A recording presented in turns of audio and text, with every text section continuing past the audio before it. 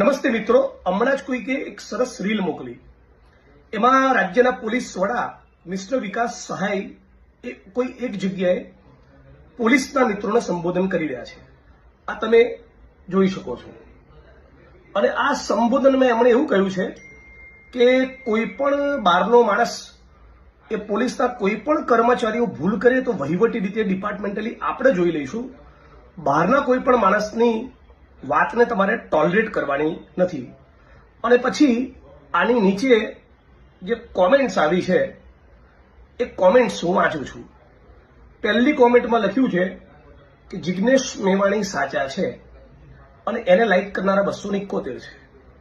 બીજી કોમેન્ટમાં તમારી જવાબદારી જે છે એ નિભાવો, બીજેપીના 100 ના બનો, ગંદો શબ્દ છે, સાહેબ માટે નહીં સારો લાગે.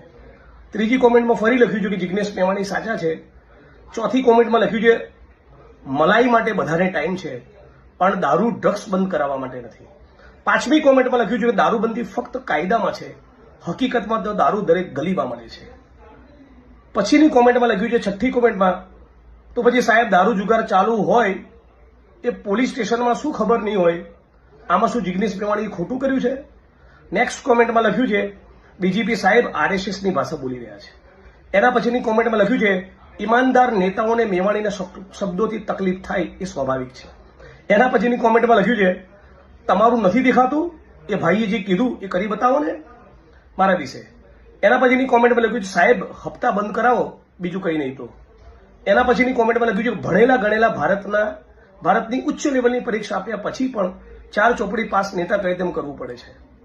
એના પછીની કોમેન્ટમાં લખ્યું છે હાઈકોર્ટ સુપ્રીમ કોર્ટે તમારા ડિપાર્ટમેન્ટની બહારના છે તો શું તમને આદેશ નહીં આપી શકે? એના પછીની કોમેન્ટમાં લખ્યું છે હપ્તા બંધ કરાવવા, ક્રાઇમ બંધ કરાવવું, દારૂબંધી કરાવવી એ તમારી રિસ્પોન્સિબિલિટી નથી.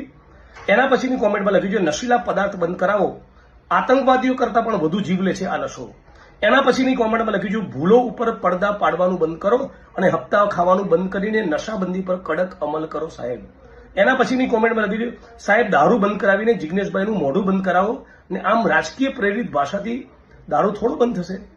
એના પછીની કોમેન્ટમાં લખ્યું છે ખુલ્લેઆમ દારૂ વેચાય છે એનું કંઈક કરો, તમારી પાસે નીડર જાબાદ સૈનિકો હોય તો. એના પછી કોમેન્ટમાં લખ્યું છે જિગ્નેશ મેવાણીની રજૂઆત કરવાની શૈલીમાં અમુક શબ્દોની પસંદગી ખોટી છે, બાકી રજૂઆત ખોટી નથી.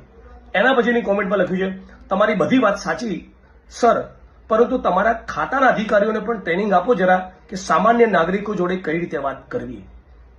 માનનીય ડીજીશ્રી મિસ્ટર સાહેબ, તમારું સૂચન સારું છે. પોલીસ ફોર્સનું મનોબળ ટકે